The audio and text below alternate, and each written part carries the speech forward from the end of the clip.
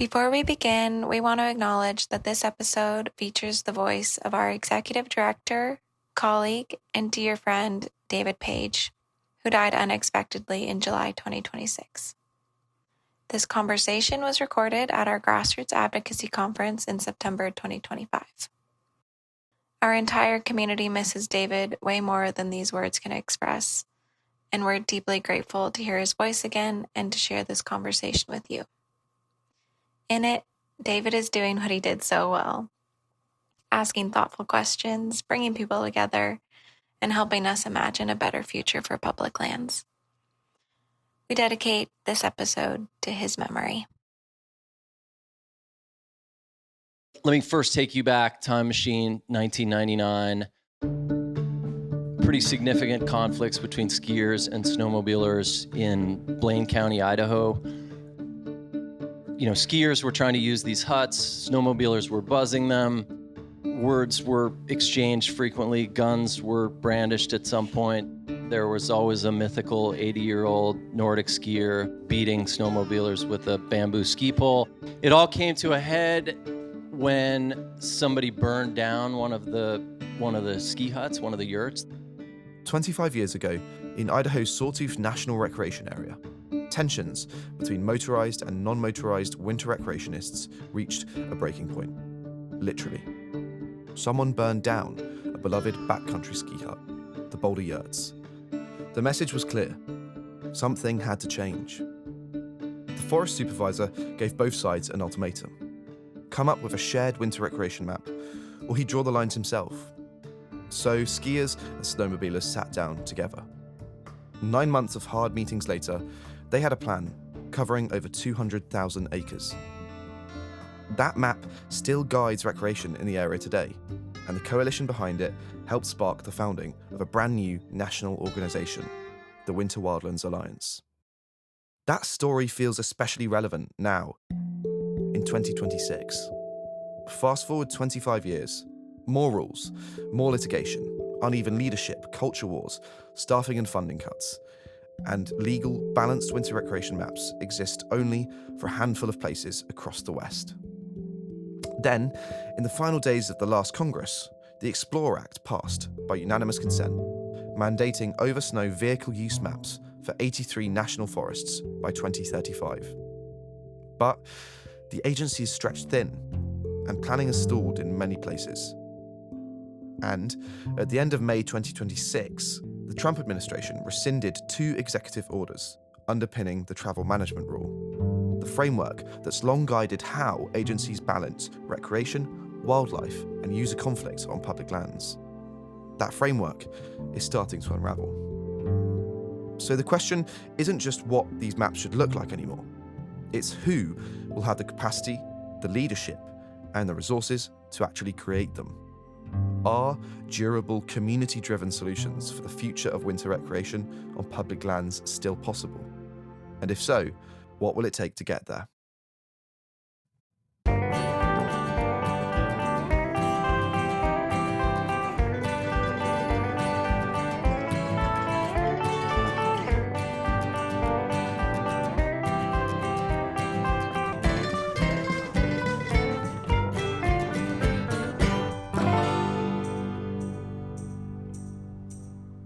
Welcome back to Season 2 of Trailbreak Radio, the Winter Wildlands Alliance podcast. I'm Annika Williams. And I'm Emily Scott. This season is an 8-part series featuring recorded conversations from Winter Wildlands Alliance's 11th Biennial Grassroots Advocacy Conference, held September 2025 at the University of Washington's Pack Forest near Mount Rainier. And thanks to our conference sponsors, we're able to share these conversations beyond the room. Today's conversation is about more than just the maps needed for winter travel planning. It's about how communities navigate competing interests, protect important resources, and decide what they want the future of recreation on public lands to look like. In this panel, you'll hear from Brittany Leffel with Winter Wildlands Alliance, Lynn Paget from Uray County, Colorado, and Zach Angstead with Wild Montana, in a conversation moderated by Winter Wildlands Alliance's Executive Director, David Page. They explore what it takes to build fair, durable winter travel plans and what needs to happen now to ensure that they truly reflect the full range of people, uses, and values on these landscapes. With that, let's dive in. Listen while you're organizing your gear, commuting home from the office, or headed out on the trail. And tune in for more conversations to come. I'm David Page, the Executive Director of Winter Wildlands Alliance. Welcome to our requisite travel management planning panel, which we have held since ancient times. It being core to our foundation way back in the day. Let's see, where do I... Yeah, I talked about this a little bit with my cohort on Wednesday night, our little breakout group, as a successful example of a collaborative, which was one of the questions. But Winter Wildlands Alliance was founded, again, 25 years ago, really in the wake of a successful collaboration, and I'll just try to briefly tell you that story, and then we'll do introductions. And then we're really going to try to focus on successful collaboration and what tools we can bring to the table from the grassroots side as the Forest Service is less and less involved in this process. But let me first take you back, time machine, 1999. Pretty significant conflicts between skiers and snowmobilers in Blaine County, Idaho, and on the Sawtooth National Recreation Area. There was a guy by the name of Bob Jonas ran a network of ski huts, yurts north of Sun Valley, and the conflict really got to the point where skiers were trying to use these huts, snowmobilers were buzzing them, words were exchanged frequently, guns were brandished at some point. There was always a mythical 80-year-old Nordic skier who was out beating snowmobilers with a bamboo ski pole. It all came to a head when somebody burned down one of the ski huts, one of the yurts. The boulder yurts were burned to the ground, and it was quickly ruled arson. They never found the person who did it, but it was clear that this came out of this conflict that had been simmering for quite some time. And the forest supervisor at the time said, okay, this is enough. You guys need to figure this out. And basically came up with an ultimatum and said, within a year, you guys have 12 months, by October of 2000, I need you to have a map drawn that you can all agree to, or I will draw a map and you will not like it. And that compelled the community, the skiers and snowmobilers in particular, on a relatively small landscape, to sit down, and they started meeting every month with facilitation, and again, with a directive by a forest supervisor who said, at the end of this, there will be a decision and a map. And actually, the arson happened kind of in the first days of this collaboration, and it helped to spur, people said, okay, everyone around the table agreed that it needed to stop. And fast forward a year, they had come to an agreement. It was difficult. It was hard fought on both sides. There was compromise made. A map was drawn. That map just got reprinted 25 years later. That's still the map that functions in that area, and it provides a real balance of winter recreation where there are plenty of opportunities for snowmobiling, open snowmobiling, snow machining. Also, there are envelopes around the ski huts that allow for a full backcountry ski experience, where you can really get away from motors. And this is all, kind of what we call front country. This is not wilderness. So this is sort of the battle for those front country zones that, those of us who live in the mountains maybe use as our daily hit, or the places that are kind of the easiest to get to. If you're not going way back into the wilderness, those are really the contentious zones. Anyway, a lot of people looked at this and thought, okay, this is a model that we need to replicate. We need to export this, because that same conflict is happening all across the mountains, all across the West. There was another group in Colorado that had been working on similar issues in the Vail Pass winter recreation area, kind of everything south, like the sort of the backcountry of Vail, from Vail to Leadville. Also formed a collaborative, a stakeholder group that had 5 snowmobilers, 5 non-motorized folks, hammered out a map. That map is also still in effect. You can find it at the trailheads when you go to the Vail Pass Recreation Area. Allows for a Nordic skier to get from Leadville to Vail without having to go through motorized zones, but you can still ride a snowmobile from Vail Pass to Leadville through a different corridor.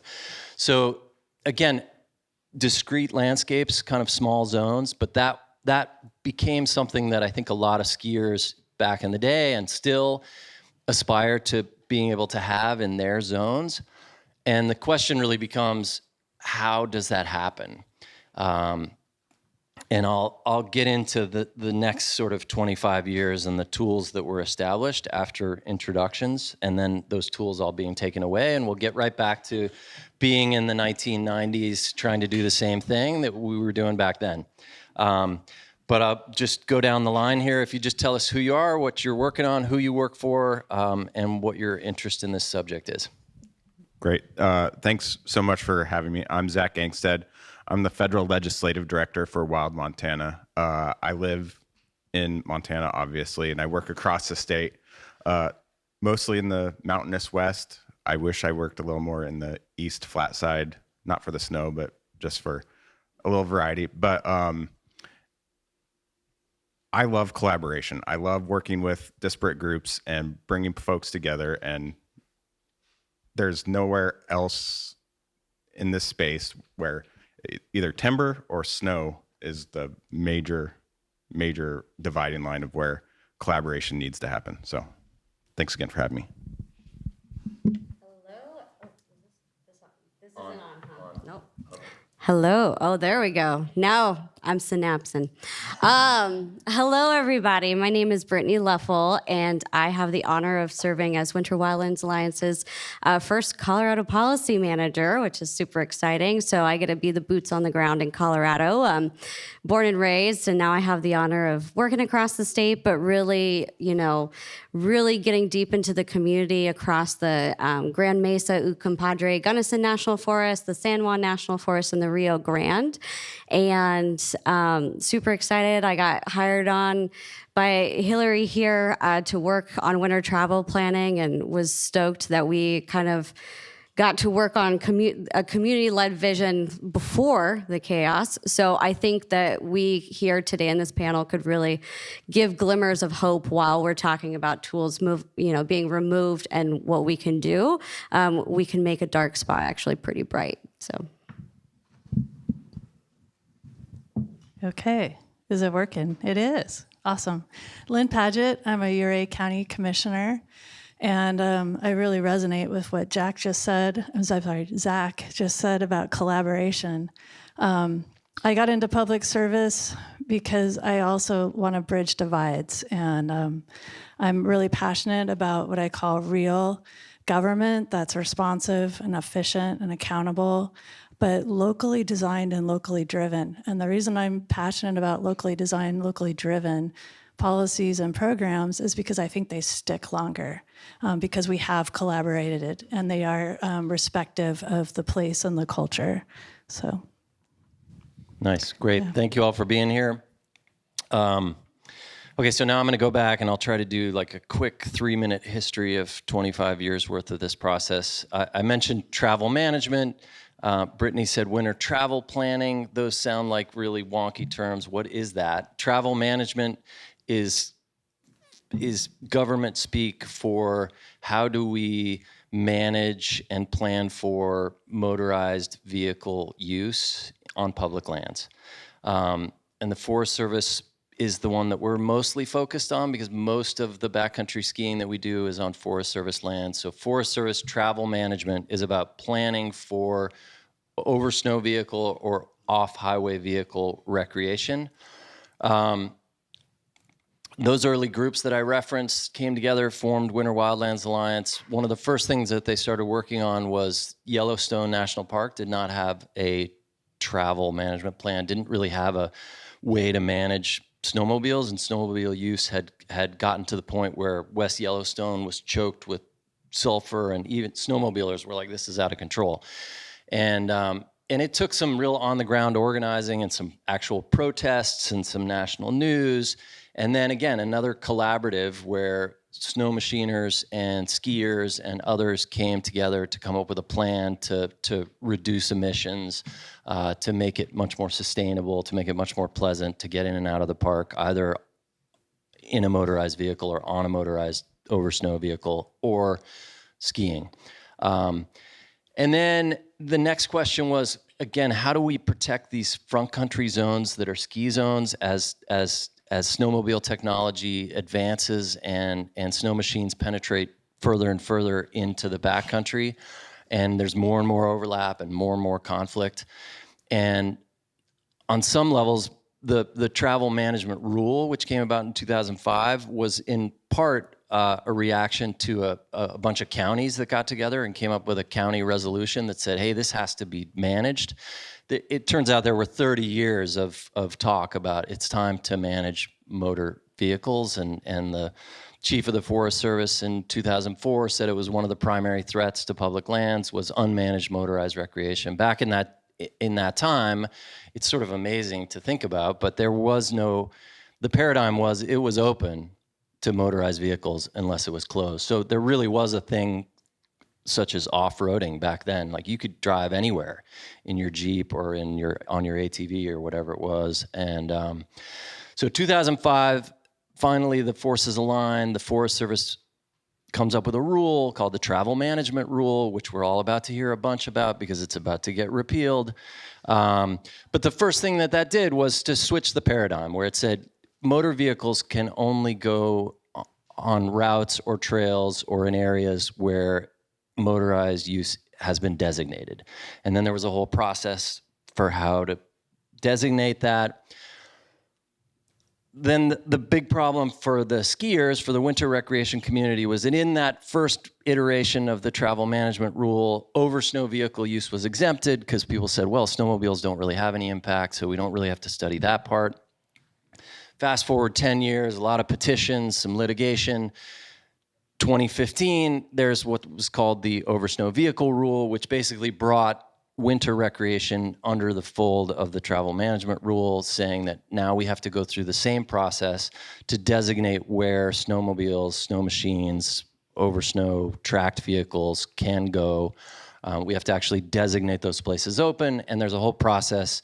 How do we minimize impacts to natural resources, minimize impacts to wildlife, minimize conflicts between uses? So that's 2015. That starts off a process there are 5 national forests that get started. It starts in California. And there was no timeline. It had never been done before. It was very contentious. It took a good 10 years to get to our first plan. And this is where I just want to highlight, one of the things that we've been talking about through the day yesterday was that things were not perfect before. It's not like we want to snap back to a Forest Service that we had a year ago. And one of the big problems with travel management was that it was always framed in this way that it was all about motorized use. That's the way it was written. And so it really set the motorized community against it from the get-go. And our friends who went through the process on the Tahoe National Forest know that it was brutal. I mean, it divided communities. I got death threats. People got death threats. I mean, it was culture wars. And all just because there was this process that had come out of, I think, a well-intentioned group of skiers who said, nobody's listening to us. Somebody please listen to where we want to go, and can we please share the space? Can we have a separation of uses like Megan was talking about? Really imperfect process. We got, I think, a fairly balanced plan on the Stanislaus and the Lassen. The Tahoe, sort of reiterated the status quo, but again, it divided communities. People, even some of our best friends did not want to get involved in the process just because it was tainted with, like, they're trying to take away our snowmobiles. Then, just last year, in the most divided Congress in history, we got the Explore Act. And in the Explore Act, there are a couple little paragraphs that basically we felt like at the time that it just codified the travel management rule by saying now the Forest Service and the BLM, within 10 years, and that's why this Project 2035 in our title, by 2035, the Forest Service has to come up with, and this is congressionally mandated, has to come up with winter recreation maps everywhere where there's enough snow for winter recreation, which is sort of 80 to 84 national forests all across the country. And of course, we rejoiced. We thought, finally, we actually get to do this everywhere that we care about, and our voices will be heard. But also, those of us who went through the Tahoe process sort of went, oh, Jesus, now we have to do this on 83 national forests. So fast forward to today, where we think within the next week or two, we're going to hear about the proposed rescission of that travel management rule. And some of the forces that be way high in agriculture would like the paradigm to go back to the 70s, where everything's open outside of wilderness for motorized recreation. We hear most of the people within the Washington office who are working on this would like to retain the paradigm of closed unless designated open, but the rules by which we arrive at those maps are very unclear, especially as we take away NEPA and we take away the travel management rule. So all of that, in probably more than 5 minutes, is to say we now have before us this opportunity to make these maps. And how do we do it?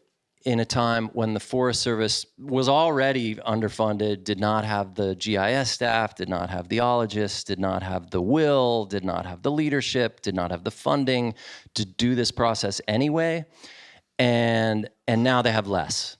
And there's actually a pause on the process right now. I'm going to start with Brittany, even though that's changing up the just because there are a few plans that were underway when all of this started to happen, and they just got paused. And the Rio Grande is one of those. And the GMUG has been playing with it. The San Juan's been playing with it. So places in southwestern Colorado, very different from the California forests that were legally mandated to do it. There's a lot more, it seems like, from my distance, there's a lot more appetite to do it from stakeholders, whereas in California, there was a lot of, no, we don't want to do this. So maybe just set the stage for us. What's happening in southwestern Colorado? What is the stakeholder appetite for this kind of planning? What have you been up to in terms of organizing people to understand how we get to these maps? All in 5 minutes. Leave it on. Turn it up. All in 5 minutes, right? I'm going to have to break it down. Yeah, so super excited. Like David had said, the Southwest Colorado was kind of going to be the next hot spot for winter travel planning once everything finished in California. Take those lessons that we carried with us in California and apply it the Colorado way to winter travel planning. And so, long before, like a year and a half ago, there was this grand vision of all three of these forests kind of aligning together because there's a nexus through the San Juans where they kind of all three forests come together. We have these grand mountain passes of, Wolf Creek and Red Mountain for those that are familiar. And so it would really be advantageous for us to create some winter travel planning throughout the three forests that were kind of coordinated, right? Because as we've kind of had this sinuous line throughout the conference, wildlife recreation doesn't follow a boundary, right? They follow an experience, they follow a way of life. And so we kind of got to work right away. The Rio Grande was going through this process. They were really open to the public, had some public engagement meetings with both sides of the forest, and people for the first time got to kind of look at, some potential recreation opportunity spectrum maps. I won't go too nerdy into that since we don't have time for that, but basically the community got involved and got to see kind of for the first time what this would look like. And so when we actually went into the travel management process, that collaboration quickly broke down, and we went to work on the Rio Grande. And so one thing that we taking this first community-led model to do in an area where you do have really popular human-powered recreation along Wolf Creek Pass, but also on the other side, you also have a very big snowmobile community where in the San Luis Valley, in the South Fork area, like snowmobile use is it's a popular recreation destination. So you have several snowmobile businesses that's their livelihood, right? And so going into that, and having this mindset of wanting to work across the table, we started to have just conversations. And so it wasn't necessarily Brittany from Winter Wildlands Alliance. It was just Brittany from Durango. Like, tell me about your business. Tell me about, the avalanche training you've done. Tell me about these things. And so trying to work first off with the motorized community to the best of the ability, which is easier said than done, but it was with earnest effort. And then the second part was taking a look at kind of the historical uses of the area. So there were a couple special orders in the southern San Juans. And so one thing that I think was, in the end critical to our success was going on the ground. So meeting with small businesses, whether it was a guide, an outfitter, whether it was a yurt owner. So there was one example where I went to this woman's house who is a huge Winter Wildlands Alliance fan. She had all of the documents spread out on the table of all the reports we've done over the years, and ask all the questions of what is this closed unless designated open, and she was at the stakeholder table when she came together with the snowmobile community almost 30 years ago to come up with some of these original special orders. And so we went up to the pass and we went section by section to kind of go over what are the historical uses, where are the yurts in the area, what are the popular routes, and how have those uses changed over time, kind of having the mindset, right, of what does the local community want? Do they want to honor what's been, what it's been done in the past? Are there changes? How is the recreation experience changed over 30 years? So we kind of went over, this is how uses have expanded. This is what we would like to see. And that's how we drew the maps. So the maps that we end up submitting to the Rio Grande were literally based off of on the ground truth telling of, getting to know the recreation experience and how people want to see that moving forward. And so taking that, we went to the Rio Grande and submitted that. And like David said, we're in the process. So I feel like it was really successful. And I like to be really excited about the fact that over 75 of the comments submitted were in favor of preserving these high quality, quiet use areas. And I think a lot of that hones on, we didn't go with a message of leaning like we're trying to take these areas. We're trying to preserve an experience, and we're trying to preserve a way of life. And being really rooted in community, I think is important in that reminder. And, telling myself that we're taking the GIS exercise out. Obviously, the Forest Service, will do that.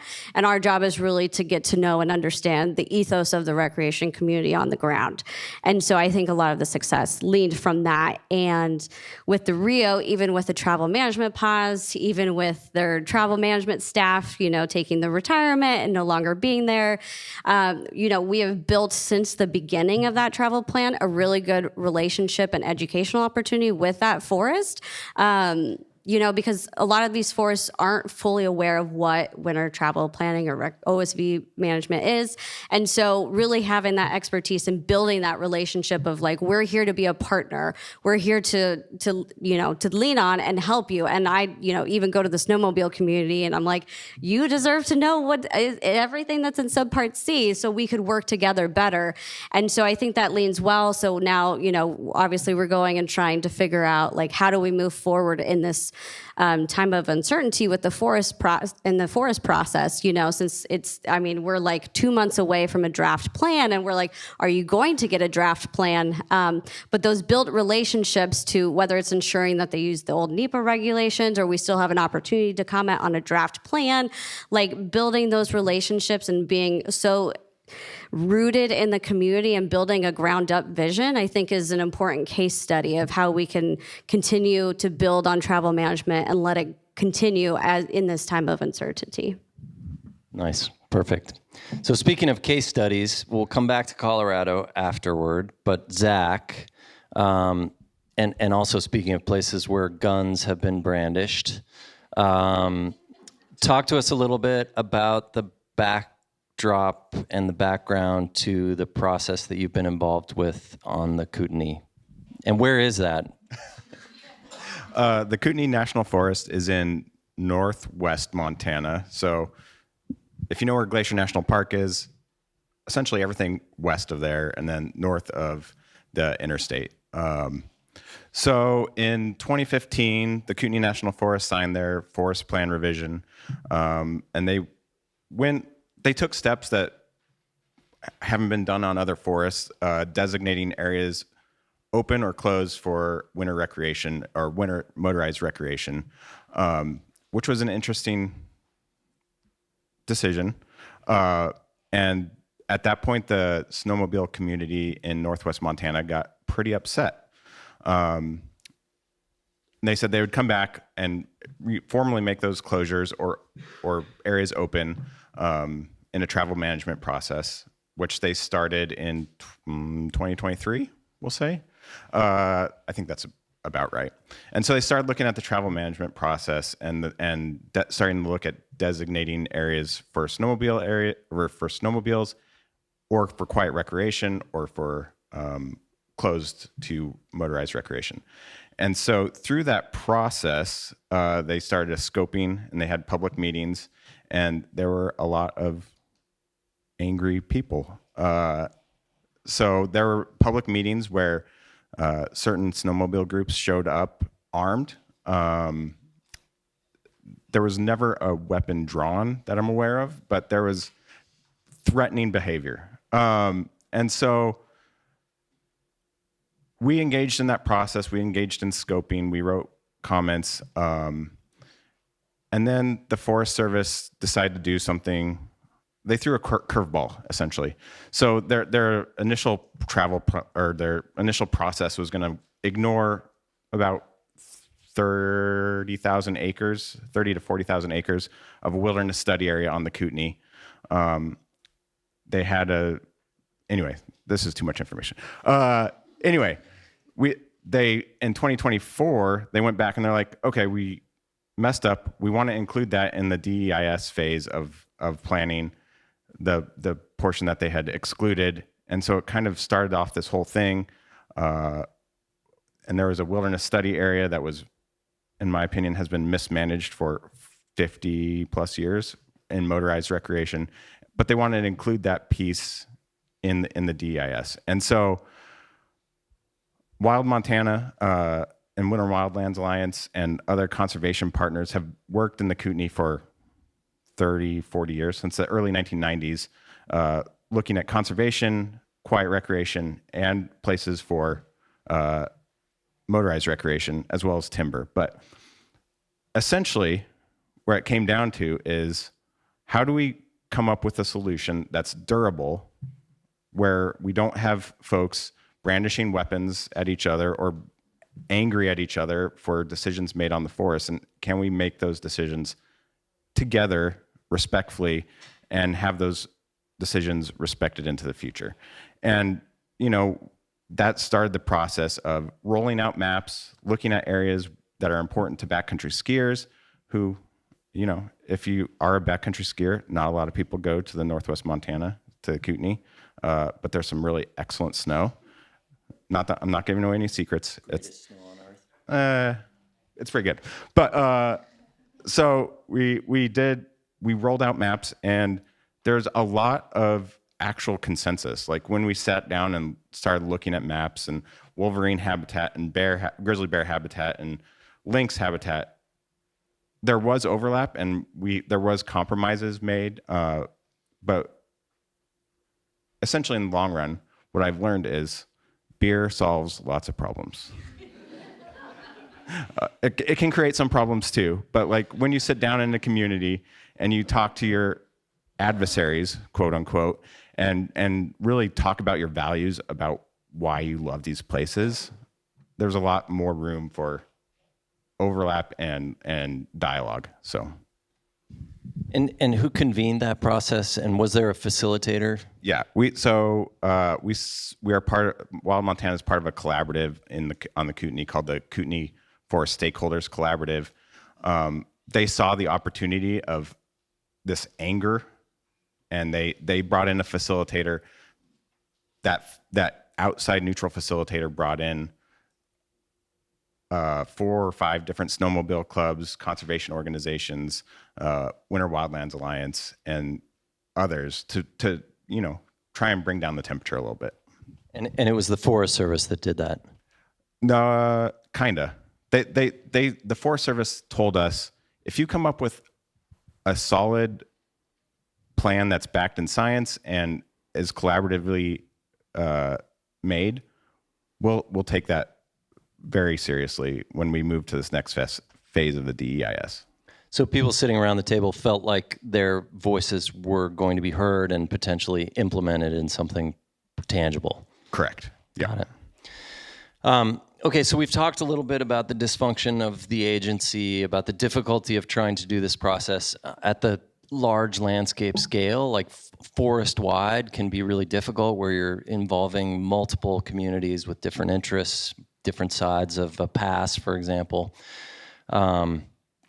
Lynn, can you just maybe just paint the picture of, to kind of go granular, Red Mountain Pass, Ouray, what's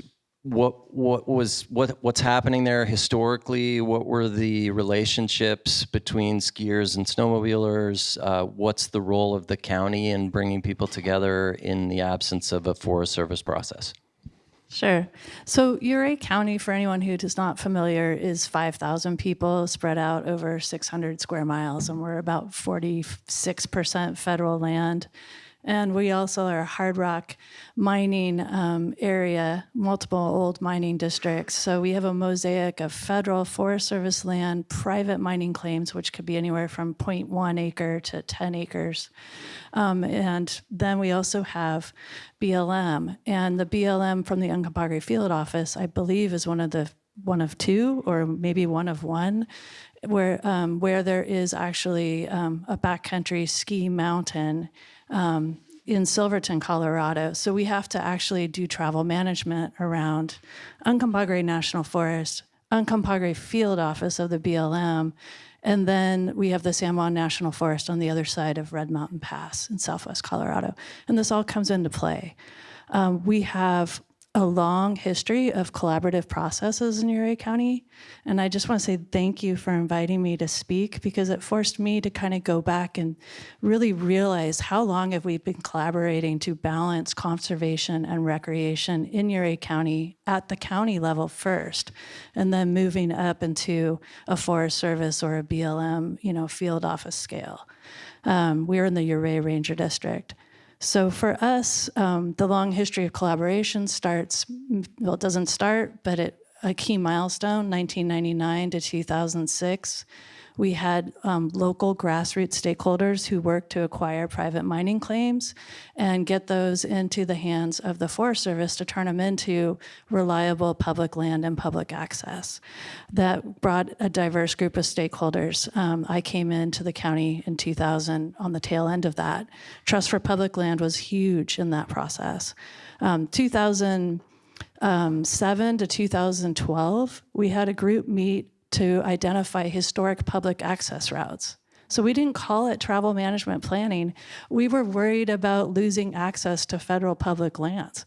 So this group of stakeholders involved trails and recreation, outdoor industry, water, energy and utilities, motorized recreation, the historical societies in multiple counties, hunters, fishers, our local trail group that maintains several hundred miles of trails for the Forest Service in a volunteer fashion with agreements, at-large people who are just interested, our ag, our special use permittees, our grazers, and the GIS, the local GIS, who wear 7 hats just by living there.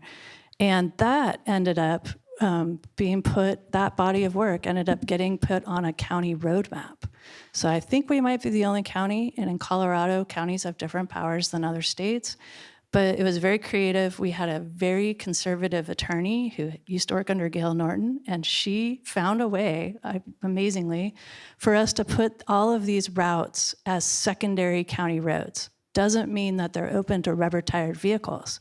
Doesn't mean that they're open to motorized use. We all in this collaborative group set aside the arguments over who uses it for what, which is part of travel management, I get it, but we focused first on building trust and relationships around, does it get somebody to public lands who cares or not? Binary, yes or no, on or off, put it on the county roadmap. Then the next piece was realizing that snow is getting more scarce. So we used to see snowstorms at 6,000 feet in elevation 25 years ago. More and more, we get winter storm watches for 10,000 feet and above. So scarce resource, more conflict. And then messaging. Yesterday, I kind of misspoke with Dan when I said it's a timing limitation. And he was like, wait, that's a seasonal seasonal closure. Me, in my role, talking to a lot of mixed audiences, I've taught myself to use less offensive words. And so a limitation is a much more gentle way of saying seasonal closure. And I get that it's not technically correct in Forest Service or BLM speak, so I don't make that mistake in rooms with the federal agencies, but I saw you as a friendly audience, but I forgot I was in a very friendly audience. Not because you're scary, but I use that word limitation out of just habit, right? So we have in Erie County, and I'll wrap it up, but we have on the books an absence of the tough travel management planning pieces to tee up the collaboration and cooperation which federal agencies are required to do when the county becomes a cooperating agency. We have now, born out of those early collaboratives, the Road and Bridge Snow Removal Plan. Well, guess what that is? That's actually the no plow areas stake in the ground. You will not plow these areas. We call it a snow removal plan, but it's also just like a travel management plan, setting the ground rule of expectations, reducing conflicts for where are we not removing snow. We also have terms like winter maintenance instead of no plow. But our winter maintenance plan does, by state statute, longer story, we have to leave the door open for a private landowner to appeal to the county to let them maintain a county road above and beyond the standard that we can afford to or want to maintain it at. But we set a resolution that has the criteria and guidelines of when we're going to say yes or no to a landowner's request for winter maintenance. We just had 2 of them come in, one from a very intimidating but wonderful landowner, large ranch in our county, and they ended up withdrawing it because they saw how it was going to go. It's really important as our snow gets more and more scarce. So what we're working on with Winter Wildlands Alliance, and I'm so thankful to Brittany and Hillary for convening this part, is a collaborative discussion on over the snow and the mapping exercise. The last piece of what I'm doing as a county commissioner right now on balancing conservation and recreation is we have, as Dan spoke about yesterday from our Department of Natural Resources in Colorado, we have these regional partnership initiatives. Ours is one of the earliest, and we are the snail. We don't have paid facilitation. So if you have paid facilitation and money for data, you're going to move a lot faster. And so we're 5,000 people, no budget, no staff, volunteers, day jobs. But we are working on creating our own community proposal that we will then push up to the Forest Service and make sure that they can adopt it when ready, and we can use those county powers for that. And then I know that was a lot, so I'll leave it to you, David, if you want me to talk about how we can, as counties, use the county commissioner role for advocacy in state or federal processes, or come back to that. We'll come back to that. One question that I have, though, as a follow-up to that, you in a couple of different instances in our planning calls talked about how the historic conflict between skiers and snowmobilers had been worked out on Red Mountain Pass. Tell us about that. So this is actually something I'm really glad to be on this panel, because I realize that nobody remembers the history of how that agreement came to place. So that means it could go away because we've lost that. I reached out to our 80, our octogenarian former mayor of Ouray, instrumental in the Red Mountain Project, and asked him what he remembers about that, because he was the president of our trails group. So we have an agreement that's human-powered snow over the snow recreation on my side, the north side of Red Mountain Pass. On the south side of Red Mountain Pass is San Juan County, San Juan National Forest, and that's where the motorized recreation is. So this agreement that happened in the late 90s or early 2000s involved BLM and 2 national forests and 2 ranger districts and a bunch of stakeholders.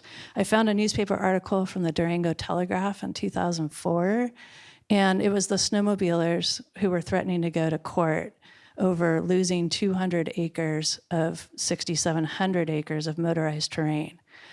So it may be, a piece of it may be born out of that, but the result was the human-powered stuff ended up on my side of the pass, and we're culturally quite happy with that. The motorized use is separated by a very physical and topographical divide, so there's not really poaching, and that's on the south side. But we don't have that history, and I'll continue to research it, so we do remember it and do continue to honor it, because we don't have conflicts other than parking. And in the parking conversation earlier was fascinating to me. Our parking is just people parking in public rights of way. It's not a conflict between users, it's just we don't have enough parking. Yeah. So your issue is, how do you codify that agreement, that historic agreement? How do we remember who made it, why, what brought them together? And the mayor did remember one person knocking on his door maybe 25, 30 years ago. It was a snowmobiler asking for support to keep motorized use in Ouray County, which obviously didn't happen, but we don't have that. So I need to make sure we get that captured. Nice. And continue to honor it. With the conversations we're having now with our Ouray Regional Recreation Conservation Alliance, and I think with what Brittany's leading with Winter Wildlands for an Over the Snow subgroup, is everyone, our non-motorized and our motorized users, want status quo. So that's what we're moving towards, is making the map of what's been working for 30 years and keeping it solid. Maybe you should start a little Ouray Museum of Tolerance. At the brewery. At the brewery, yeah. So Zach, you two were involved in a collaborative that arrived at a kumbaya, snowmobilers everybody putting their guns back in their glove compartments. How has that? I mean, where's the process now? Has that gone to the Forest Service? Has the Forest Service approved it? If so, great. If not, what are the next steps? Yeah, thanks. Earlier this year, a number of groups sat down at the table. We looked at our maps. We're like, do we approve these maps? Thumbs up, thumbs sideways, or thumbs down? And somehow, all the conservation groups voted thumbs up. All the local snowmobile clubs voted thumbs up. And then we got to this place where I don't want to call them national, but the bigger snowmobile clubs, the Montana-wide snowmobile clubs, the folks that brought their guns to the meetings, they also voted thumbs up. And I was like, I picked my jaw up off the floor, and I'm like, okay, we're going to move forward. So we have written a letter to the Forest Service outlining our agreement on 97% of the forest, and the other part will take probably legislation to get done.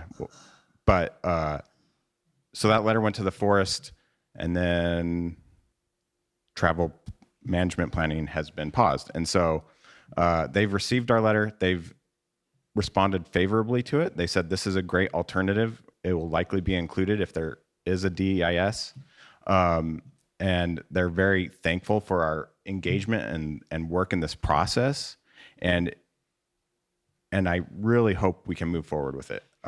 We just have to wait and see. So is it really just wait and see, or are there things you can do in the meantime? You mentioned legislation. I don't know if that's part of it, or... So the other part is to this whole thing and how we kind of got to a place where we could come to agreement is conservation groups, snowmobilers, everyone has been fighting over certain areas for 30 years. And really the impetus behind why people actually came to the table is we're going to write this letter. We're going to have a travel management process through the Forest Service. But our long-term vision is we're going to create legislation to both designate wilderness and designate backcountry non-motorized areas. But we're also going to designate some areas for motorized recreation that will be permanent-ish. Like it will protect their right to, or their access into the future. And so that's what really brought everyone together. And that's our vision for the future. Also realizing legislation can take a very long time. So that's surprising. Okay, great. So Brittany, hearing all that and knowing that we may move from pause in travel management to no travel management, how successful do you think we can be in Colorado at brokering consensus and moving forward to make these maps? Yeah, I think in Colorado we exemplify, I like to call it the Colorado way, but it's really, like Zach said, a lot of beer. I don't know why beer is always involved, but it's the great marker to democracy. But no, I think in Colorado, we just have a special recipe that allows us to come to the table with, those who definitely don't align with us, but we come as individuals. We're all recreationists here. We all have our things that make us who we are, but at our core, we're human. And so having a human-centered to a human-powered approach, right? So I think through things like the regional partnership initiatives, I think that's an excellent example. We've, on one of the ones that I serve on in the Southern San Juans, like we've worked out some agreements with the snowmobile community that they've been fighting over for a long time. And so it really gives me hope. And with the partnership of the Forest Service, like having them at the table and seeing the stakeholders work together to come up with a proof of concept of what we want to see at the county and local and regional level for a winter travel plan, and coming up with what that looks like and presenting it to things like the regional partnership initiative, and then getting creative and working with our state agencies a little bit. So, expanding some of the work that Dan Gibbs was talking about on Show Me the Money yesterday. So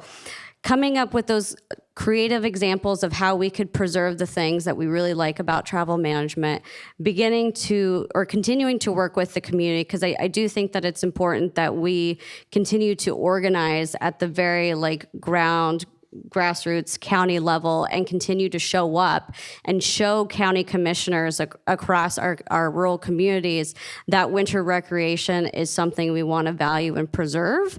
I think that's a great way to build power from the ground up, and then take it to your state and take it to your district and regional offices.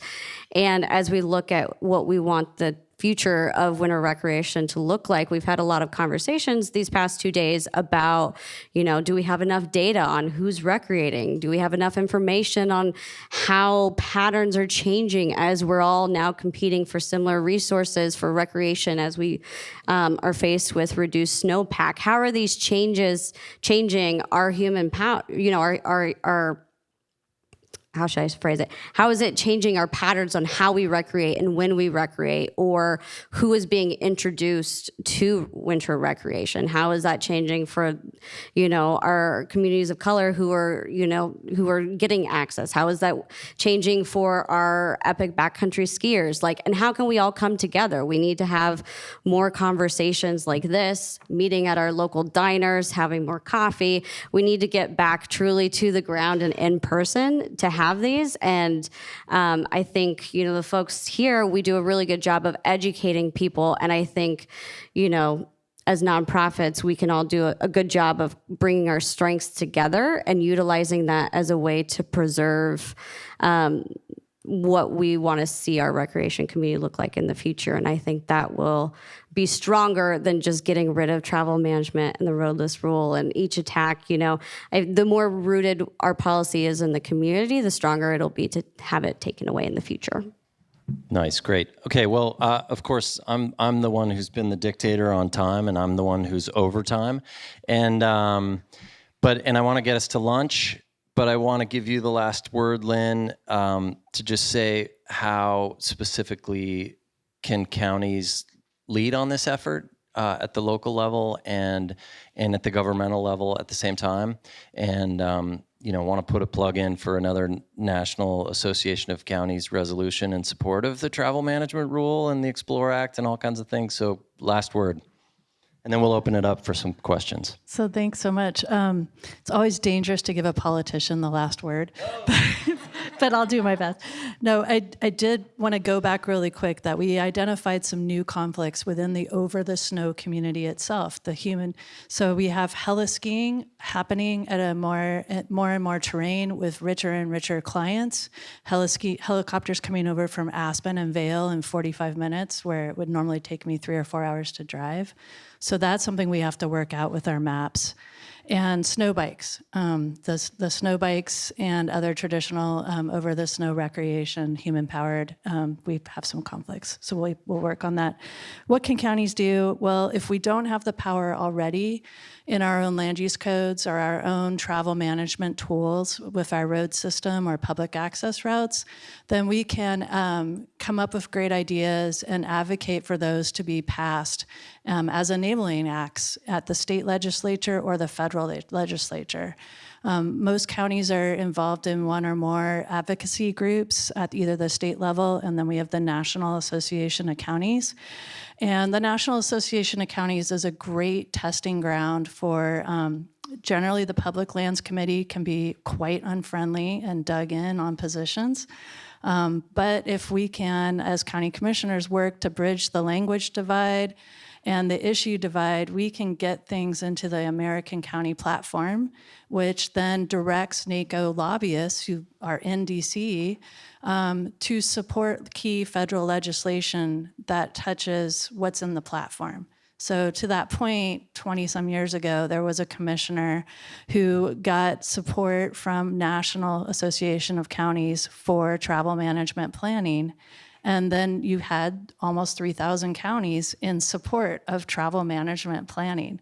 So that's something that I can work on, and I pledged already to work on with this team and with any of you, is to create a NACO qualified resolution to amend the American County platform to plant the seeds for more travel management planning. We may need to recognize and emphasize that it's financially responsible, that it's environmentally sustainable, that it is absolutely imperative for preserving water resources and the water battery. The less we disturb snow, the slower it melts off, right? We have to find that common ground among issues of why we need travel management planning. It may not be the traditional ones we're all thinking of. And then we can work together to change federal law and get creative enabling state laws. So, great. Thank you all. Any questions?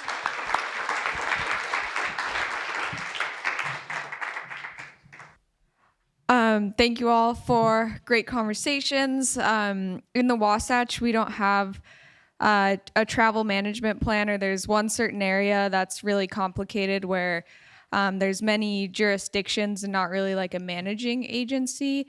So do you have any tips and tricks for how to work with motorized communities who might not have like an organized voice, and how to deal with violations in maybe a way that's more collaborative and less like narking on them with the agencies that are around to have some enforcement?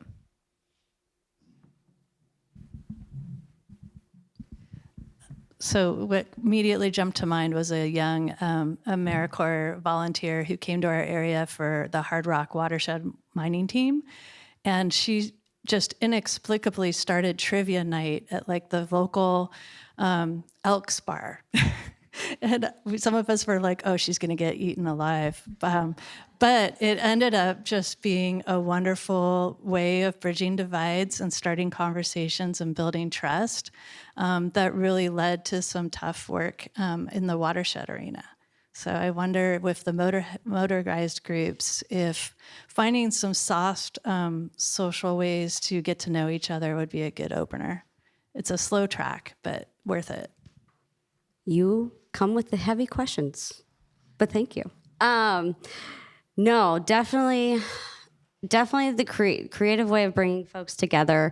As far as like, going over the conflicts, right? I mean, it's not your responsibility to throw them under the bus, right? So building some type of trust to collect the information of the conflicts that are happening and begin to build the record, right? Have a record of what's going on the ground, what are those conflicts, where are they going, is a good start. But then as you continue to kind of have those conversations and kind of get that information, begin to then build some type of, and it doesn't necessarily, you have to figure out if it's a collaborative or what that actual, community model looks like. But build the issues and build what you want to see out of that, right? In some type of way, and kind of begin to build that story of what's happening and what you want and who needs to be at the table, and work your way from there. Thank you very much, guys.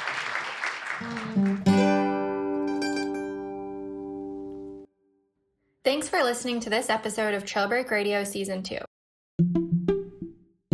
If this conversation resonated with you, it's a great time to stay engaged. Visit winterwildlands.org, subscribe to our emails, and follow us on social media to stay informed about what's happening in your local forest, help defend the travel management rule, and continue to learn how Winter Wildlands Alliance inspires and empowers people to protect America's wild snowscapes. Today's episode of Trailbreak Radio was hosted by Winter Wildlands Alliance's Policy Director, Annika Williams, and me, Emily Scott, Operations Manager. It was edited by Adam Titmus.